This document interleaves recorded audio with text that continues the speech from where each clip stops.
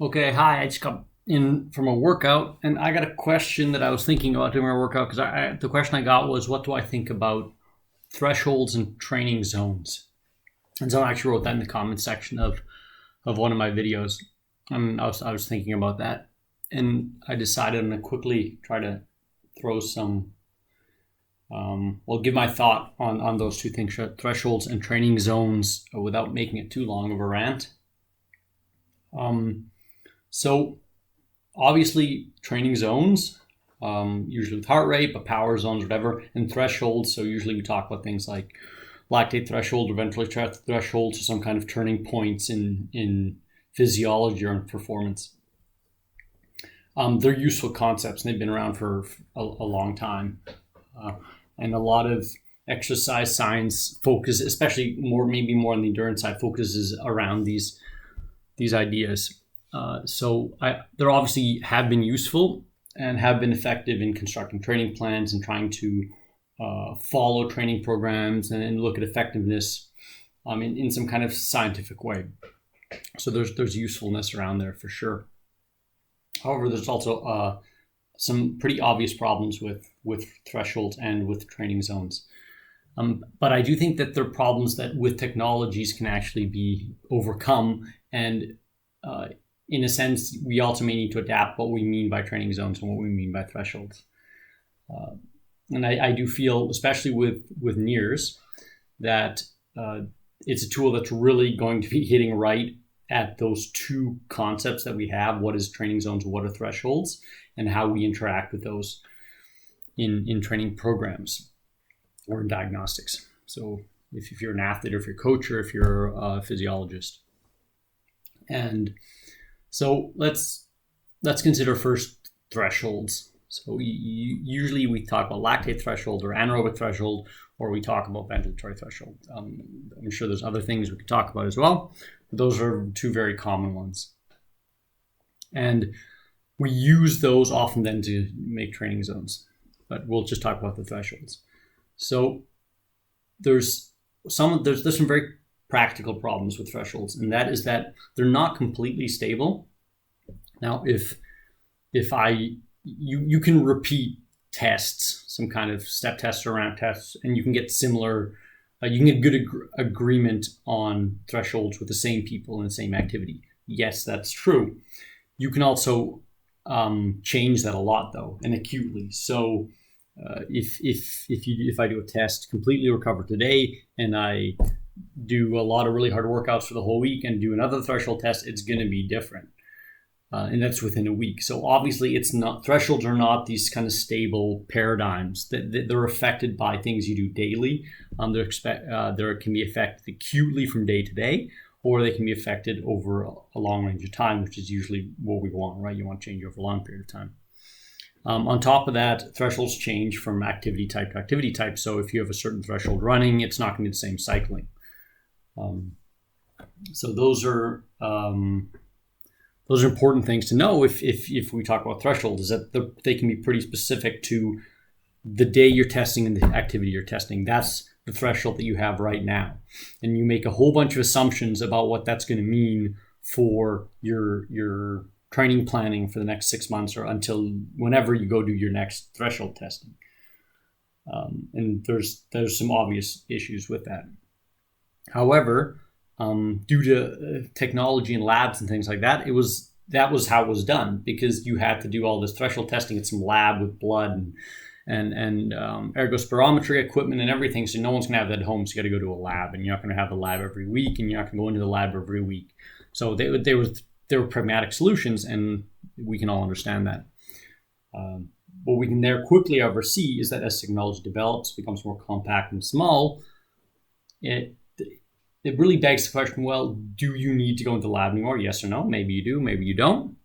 But as technology gets better, we would assume that it's less and less likely that you actually need to go to a big lab to get the information that you want for your thresholds. It even begs the question, well, then, if I can have the equipment at home, so let's say near small, non-invasive, is, well, why would I only do it every 6 months or every 3 months? I could do it much more often. So it kind of, the whole paradigm of how often or how you do your diagnostics, your testing for thresholds completely change. You may even say, well, if I can use data to identify a threshold during a test, okay, if I can get feedback back on that, can I just do that in every training? Can I just see in my training, every single training, well, where's my threshold and where my relation to my threshold today? Okay, now that's probably going to be from day to day kind of similar. There's kind of stable concepts, but it's not going to be willy-nilly every day. You're going to have kind of a feel for it, but you can always kind of check back and see how that is, okay? Now, with heart rate, we try to do this, right? You take a physiological parameter from a threshold test to do your training zones. Because then you say, well, that's going to be stable to like, now I really know I'm in my zone. There's some truth to that, but not completely. It's for sure using heart rate is likely a better parameter than if you're using like power or something, because it is a physiological parameter, but heart rate's is still like a small part of the entire picture. It doesn't even tell us everything about what the heart's doing. And the bigger thing with heart rate, if we're going to kind of mesh into the training zone, is that no one actually cares about heart rate. All the threshold tests that we're talking about, none of them care about heart rate. The only reason you measure heart rate is as a surrogate for the actual parameter you think is important, which in lactate testing is to look at how lactate changes. And in ventilatory threshold, you look at changes in respiration, in oxygen uptake, and CO2 expulsion. And then because you're not going to be taking blood every training because it's annoying, and you're not going to be running around with a mask on every day doing your VO2 data, you use a surrogate like heart rate because it's easy, and that makes total sense. It's very pragmatic. However, if you have something like NIRS and you think, well, why do we measure VO2? Because oxygen's important. Why do we measure lactate? Because it's aerobic, it's anaerobic, all those stuff. It's all also about oxygen. If I've got a small compact tool that's not hindering me, that's an important diagnostic parameter, and I can use it directly in my training, then it begs the question, well, do I still need to use heart rate if that's not even the parameter that I think is important?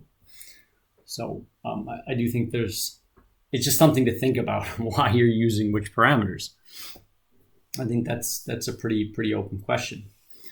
So with that then being said, if we have training zones, like I said, they're often used they're kind of created as a surrogate to the actual data we're collecting. So you have some kind of threshold, and then from those thresholds, you start creating training zones. You say, well, over this and under this. And then maybe you start going 60% and 70% of this value, whatever. So you start trying to create these, often they're mathematical models with certain physiological indicators, like a lactate accumulation point.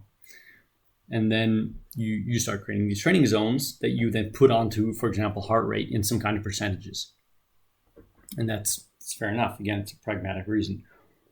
However, if you have your if the parameter you think is important can also be the tool that you're using to monitor your training, the question of testing in itself, if you're actually monitoring your training with a tool you're using in your test, the testing can become redundant to a certain extent, potentially.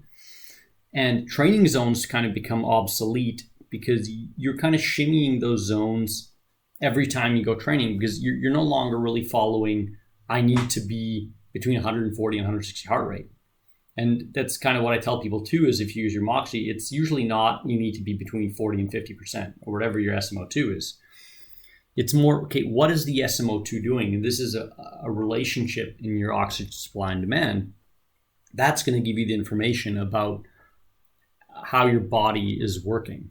Okay, so what performance am I creating and how is my body reacting to that performance? And that's going to give you the information of how tired you are, if you're doing good, if this is a stable performance or not, how long you're going to be able to maintain this performance.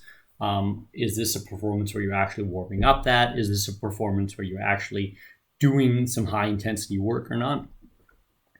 And that all gets told directly in your training, and you don't need to feel it out with some kind of training zone that you hope is accurate based on a threshold test that you may have done 3 months ago. This is already a really long video. I hope a bunch of that makes sense. And maybe there's some specific questions, there's some specific points that I made. And I think the most important thing people need to take with them is you need to rethink the paradigms that you're using, why they're historically like that, because often there's historical reasons why things are the way they are. Do they still make sense in the context today from a pragmatic application point of view, but also from a physiological point of view? And what other tools and technology is developing every year? I mean, cell phones develop so fast, technology develops so fast. It also does that in sports science. And we need to take the new technologies and new ideas, new concepts, and see, what of that is useful. And I think NIRS is really on the forefront of that kind of application, sports science application. Okay, thank you very much. Bye.